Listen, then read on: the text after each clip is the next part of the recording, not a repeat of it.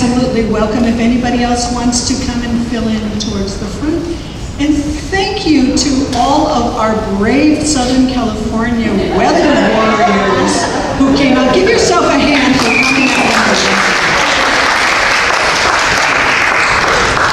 out. Okay, we're ready to go. James, are you gonna come over here? Look at this. This St. Bernard and this cougar are best friends. Look at this. This is awesome. I love these animal videos. James. Yeah. It's time for the storytelling program. Oh, okay. Hi.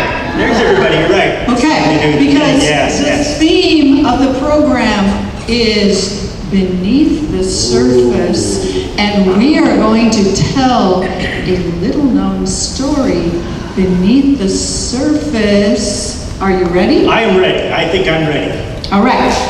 This story, it comes from the 19th century, and we are going to go beneath the surface of a technology that came to life then, but we're going to dig beneath the surface and go peel back the brass tin layers as it goes and look underneath the glass. We are ready to tell you a story about... Well, a story about a man by the name of Dr. Brewster.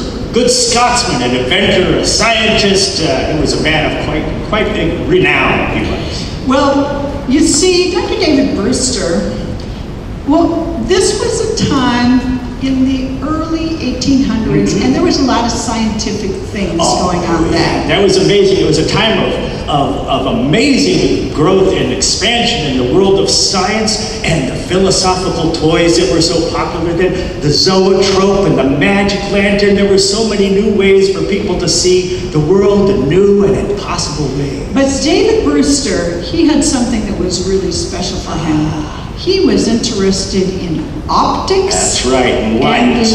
Yes. Well, not just like interested, he was a scientific genius. Yes, he had won some of the most prestigious scientific awards in Europe. And it was a time when so many new things were being developed, but one day he had a brilliant thought and he developed the kaleidoscope. Ooh, the kaleidoscope. He went to so much work. He studied the angles of the mirrors and the reflection of the light, and he just wanted to create these beautiful patterns. He was hoping it might be a tool, perhaps, for artists and architects. And there was going to be opportunities to study science. That's what he thought was going to happen. Right. But he was living at London that time, and do you know the people of London, did they appreciate the scientific nature? No, they didn't, but still, they went mad for it. Because it was the time of the Kaleidoscope Craze. Yes. Oh my gosh, everywhere people on the streets were just walking around with kaleidoscopes up in their eyes. They were bumping into each other, into light poles, perhaps falling into a ditch. Nobody was paying any attention to where they were going. They said in those years, he patented it in 1817. Yeah.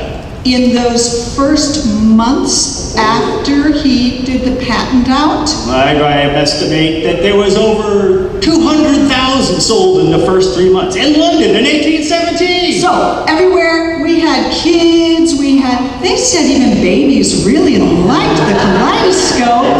They would hand it to a baby and said, it keeps her busy for hours. Yeah.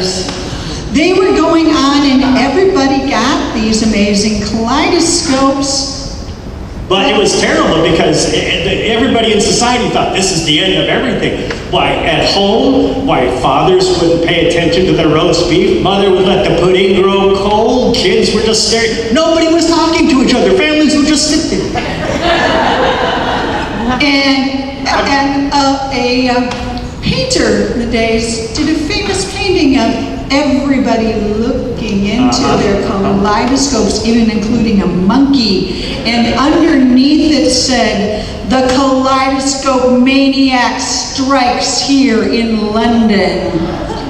And they said in some cases, a gentleman would not even realize someone else is courting his lady because he was busy with his device. Remember that when you're checking your notifications. Well, it got so exciting and so going on that they said pretty soon, if you couldn't afford your own special kaleidoscope, people who were living on the street started making their own, and they would sell it as a penny a peek. Now imagine this, in 1817, the foggy streets of London, you could hear the clatter of wheels from the carts, and you would hear the screaming of the street vendors, and everybody walking around with a telescope. But if they didn't have a telescope, like Patti said... Not a telescope, it was a kaleidoscope. Kaleidoscope, yes. It was beautiful. It was beautiful. Oh my gosh, it's so beautiful. And the poor people were making money off of selling a penny a peek. This is how they were buying their bread. Now, some people might have thought, boy, that David Brewster, he must have gotten real rich doing this, right? Well, it turns out that he went to all the trouble to patent the curve and the angle of the mirrors and all the little pieces, and the scientific part of it. Yes, but the brass tube, he didn't patent the tube part. And so it left it open, and of course, as he was looking for a manufacturer, he had to tell people, and nobody knows exactly how the word got out, but it was clear this didn't take a scientific genius to create this. And Brewster only had one company manufacturing them. He could not keep up with the demand anyway. And so, while there were, some people estimated in those first months, like 100,000 pounds worth of kaleidoscopes made, he made hardly any money.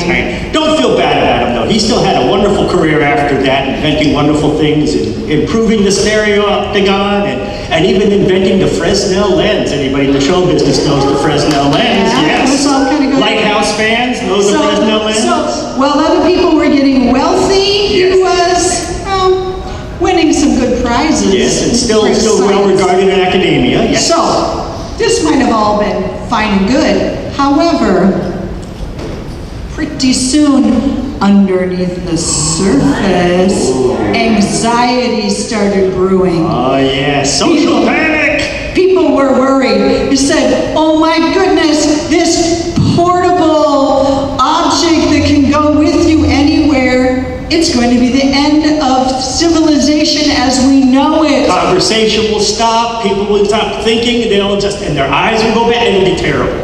And so, well, you say, is this the first time this ever happened? Oh no. Actually, 100 years before that, there was something called the reading fever. The reading fever. This happened with more of literacy, and dime novels came out, and pretty soon they said, we're worried about those kids. They're just going to spend all their time reading that torrid sort of things. They will stop the ability for conversation. They will become socially inept. And of course, happened a little while later. Yeah, a couple decades later, after he tinkered with the famous stereopticon, he made it much easier to manufacture and much smaller and more potable, so then it became a craze unto itself, and people were thinking, you're not going to pay any attention to anything anymore, and you're going to roll your eyes. So, time goes by. At some point, you're thinking, this must have lasted forever. No, these crazes don't.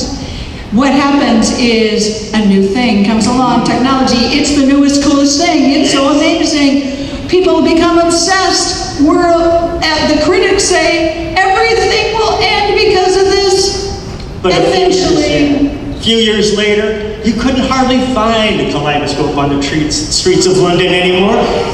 The kaleidoscope left the exciting outdoor streets and moved inside. And so it became a little something in the parlor. Put it on a stand. It's a good conversation piece. And as we went forward by World War II, it became something looked kind of like this, or when I was young, it was a cardboard tube.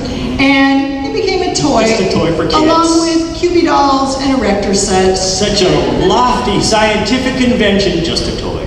But one of the things that's important when we look beneath the surface is you look in one of these, and you can take a look at those for a penny during intermission, but it looks amazing, it looks fantastic, it looks like it is perfect, it is so much better than real life. But the critics were saying, yes, what is this? This is not real life. This is a manufactured set of synchronics. It's not real life. God's work is all around. Why would you look in a kaleidoscope when there's so much beauty everywhere? And maybe you should get off your device and go play outside. Oh yeah. That's what they're saying. However, it is important to know underneath this, and if you've ever taken apart a kaleidoscope, which sometimes people did, you find out inside.